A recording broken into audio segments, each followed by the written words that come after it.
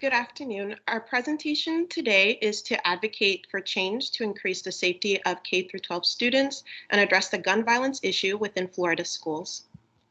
Before we begin our proposal, we wanted to share some background information regarding shootings within K-12 public schools. This map displays the total number of K-12 school shootings within the United States from 1970 to present day. The dots represent shootings that occurred on public school grounds, such as playgrounds, hallways, and classrooms, with any type of firearm, such as handguns, rifles, or shotguns, caused by any situation, whether it was due to an accidental incident, illegal activities, or self-defense, leading to any outcome such as death of the victim or suspect, injury, suicide, or if the suspect was apprehended. In total, there have been 1,964 shootings, leading to 647 fatalities and 1,845 students injured.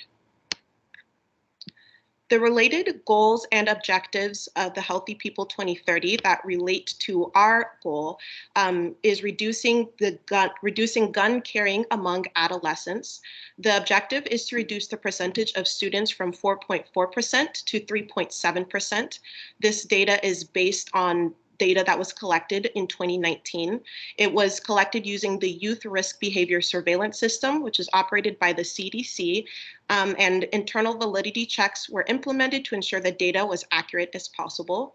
The second objective related to our goal is reducing firearm-related deaths. The objective is to decrease it from 11.9 firearm-related deaths per 100,000 population to 10.7 firearm-related deaths per 100,000 population.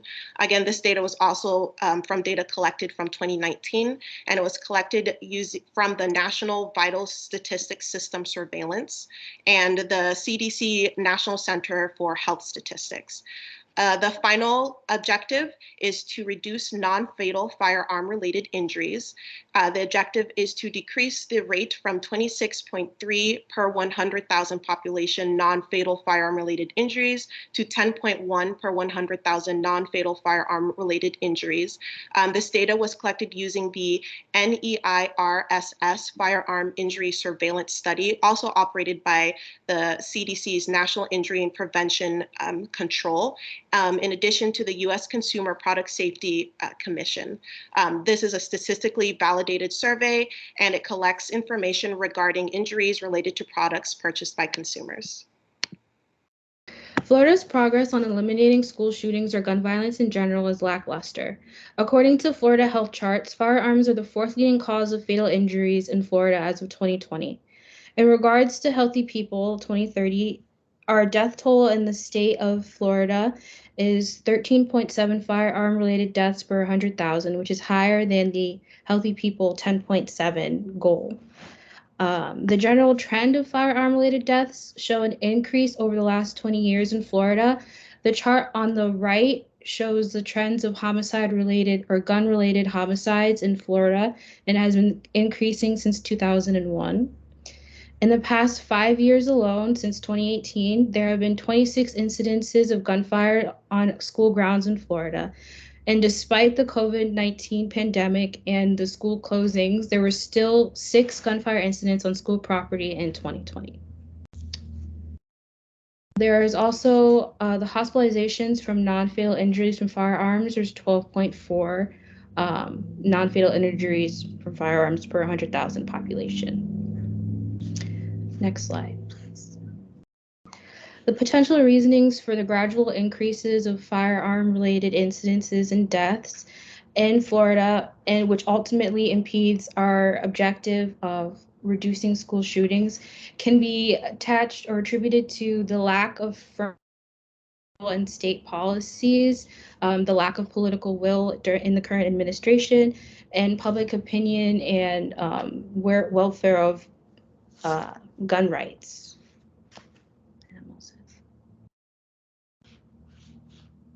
Well, as far as current policies and programs, there are no federal laws restricting the possession of firearms in college and university campuses.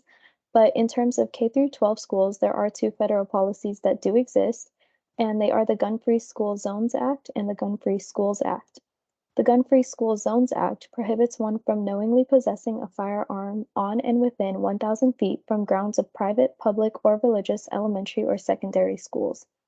However, the Supreme Court ruled this act as unconstitutional, citing that Congress had exceeded its powers since this had nothing to do with regulating interstate or commercial activity upon the basis of the Commerce Clause. So this act was later amended to include the language that addressed interstate or foreign movement and commerce of firearms within school zones. However, there are many exceptions to this act. For example, those that are licensed by the state or local government with concealed carry permits can possess firearms in these school zones, and those that possess firearms for school approved programs are also allowed. A widespread example of this is armed school resource officers or even arming school teachers. And since these firearms can be possessed in these school zones, it must be noted that the weapon is unloaded and either in a locked container or a locked vehicle rack. Also, firearms are allowed in private religious schools if there are areas of worship that are attached. The Gun-Free Schools Act requires that states receive federal funding, must expel students for at least a year if they possess a firearm at school. And it states that if expulsion were to happen, a description of the situation must be documented and the student must be referred to a juvenile delinquency system. And although these federal policies exist, there are variations in state laws, and some of the state-specific programs regarding Florida are Alice and Marjorie Stoneman Douglas High School Public Safety Act. Alice, which is also known as the Alert, Lockdown, Inform, Counter Evacuate Program, is a federal homeland security program that was designed for the workplace, but it eventually adapted to be applicable to students and staff in public schools. However, this program is very controversial since there are emotionally damaging scenarios that primarily affect younger children. And then the Marjorie Stoneman Douglas High School Public Safety Act does include several provisions, which include the creation of the Office of Safe Schools, mobile suspicious activity reporting tools, revised mental health services and training, as well as safety assessments in every public school. Historical interventions. The prevalence of metal detectors in the United States public schools have existed since the 1980s. However, this security measure has been deemed ineffective since detectors are visible and can be considered a symbolic representation of a high crime area, leading to stereotypes and stigmas towards the reputation of a school. A Florida bill was signed in 2020 that required schools to install silent alarms that would trigger an emergency response. The program housing the alarm system was part of the new school safety grant called ALERT, which stands for Active Law Enforcement Response Technology. However, the intervention failed to show a clear and concise model on exactly how it would be implemented and surveilled, and the project was terminated. We are proposing the implementation of a free flow security system called Evolve that would be located at the main entrances of Florida public schools. Evolve is a weapons detection system that is sleek in appearance and widely used in national venues that house large groups of people, such as casinos, churches, and stadiums. Most importantly, this system can screen approximately 3,600 people per hour, making it about 10 times faster than the traditional metal detector. Establishing a partnership between Evolve Technologies and the Florida Health Department would increase Evolve product visibility and potentially earn incentives such as a tax break for making public schools safer. The system is safe for daily use and will be paired with the security team who will be recruited from local partners such as the Florida Crime Prevention Training Institute. This facility provides training for multiple levels of security that are specific to school settings. These positions include a school resource officer, safety officers, and school security guards.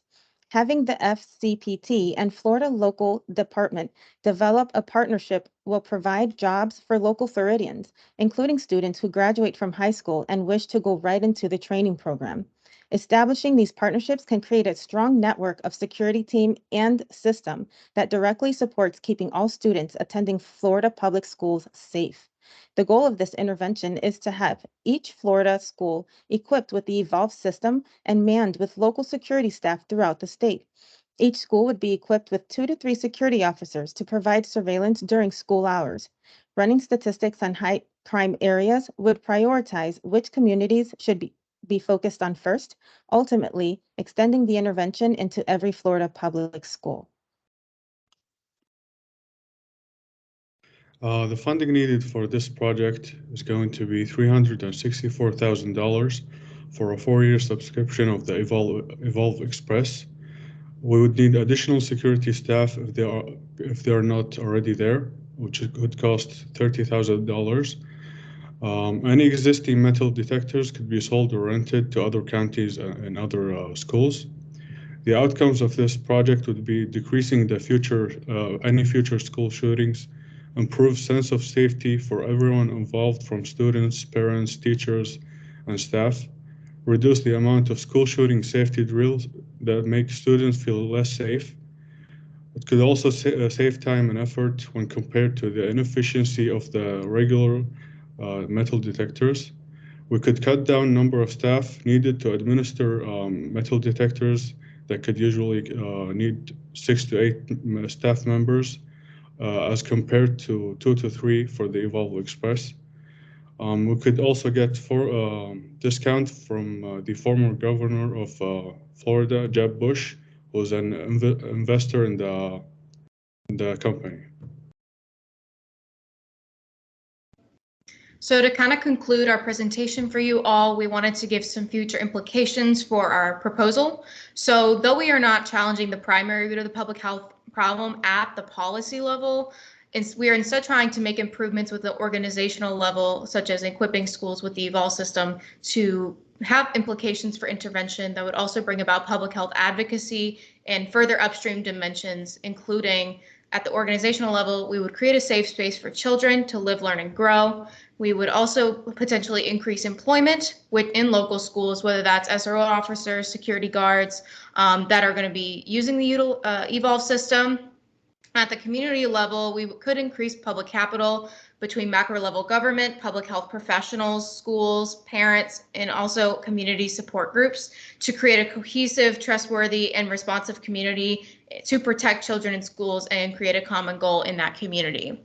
And then at the public policy level, to conclude, we have to reduce the overall incidence of U.S. school shootings in K through 12, and then also increase positive mental health outcomes in K through 12 students. In a 2012 study, they found that exposures to traumatic events such as school shootings, students experience later developments of mental health distress, depression, anxiety, and reduced socio-behavioral skills, as well as declines in academic performance. Overall, with our proposal and collective findings, we hope to instigate political recognition and change that will result in the conditions for our children in K through 12 schools for future gun-related events. Thank you so much for listening to our proposal, and have a wonderful day.